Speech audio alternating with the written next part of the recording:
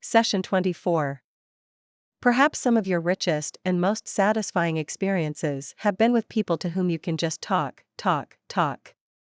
As you speak, previously untapped springs of ideas and emotions begin to flow. You hear yourself saying things you never thought you knew. What kinds of people might you find yourself in conversation with? In this chapter, we start by examining 10 types, discovering the adjective that aptly describes each one. Ideas. 1. Saying little. There are some people who just don't like to talk. It's not that they prefer to listen. Good listeners hold up their end of the conversation delightfully, with appropriate facial expressions, with empathetic smiles, giggles, squeals, and sighs at just the right time, and with encouraging nods or phrases like, "Go on, fantastic, and then what happened?" These people like neither to talk nor to listen. They act as if conversation is a bore, even a painful waste of time. Try to engage them, and the best you may expect for your efforts is a vacant stare, a noncommittal grunt, or an impatient silence. Finally, in frustration, you give up, thinking, are they self-conscious?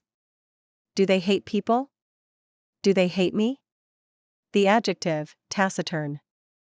2. Saying little, meaning much. There is a well-known anecdote about Calvin Coolidge, who, when he was president, was often called, though probably not to his face, Silent Cal. A young newspaperwoman was sitting next to him at a banquet, so the story goes, and turned to him mischievously. "Mr. Coolidge," she said, "I have a bet with my editor that I can get you to say more than 2 words to me this evening." "You lose," Coolidge rejoined simply. The adjective, laconic. 3. When the words won't come under the pressure of some strong emotion, fear, rage, anger, for example, people may find it difficult, or even impossible, to utter words, to get their feelings unjumbled and untangled enough to form understandable sentences. They undoubtedly have a lot they want to say, but the best they can do is sputter. The adjective, inarticulate. 4. Much talk, little sense. Miss Bates, a character in Emma, a novel by Jane Austen, so obliging of you. No, we should not have heard, if it had not been for this particular circumstance, of her being able to come here so soon. My mother is so delighted. For she is to be 3 months with us at least. 3 months, she says so, positively, as I am going to have the pleasure of reading to you. The case is, you see, that the Campbells are going to Ireland.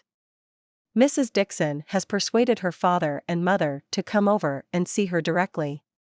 I was going to say, but, however, different countries, and so she wrote a very urgent letter to her mother, or her father. I declare I do not know which it was, but we shall see presently in Jane's letter. The adjective, garrulous.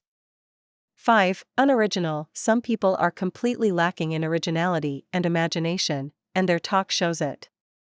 Everything they say is trite, hackneyed, commonplace, humorless. Their speech patterns are full of clichés and stereotypes. Their phraseology is without sparkle. The adjective, banal. 6. Words. They talk and talk and talk. It's not so much the quantity you object to as the repetitiousness. They phrase, rephrase, and re-rephrase their thoughts, using far more words than necessary, overwhelming you with words, drowning you with them, until your only thought is how to escape, or maybe how to die. The adjective, verbose.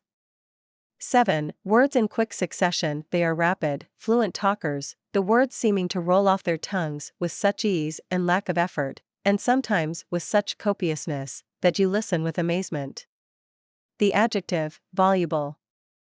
8. Words that convince. They express their ideas persuasively, forcefully, brilliantly, and in a way that calls for wholehearted assent and agreement from an intelligent listener. The adjective, cogent. 9. The sound and the fury. Their talk is loud, noisy, clamorous, vehement.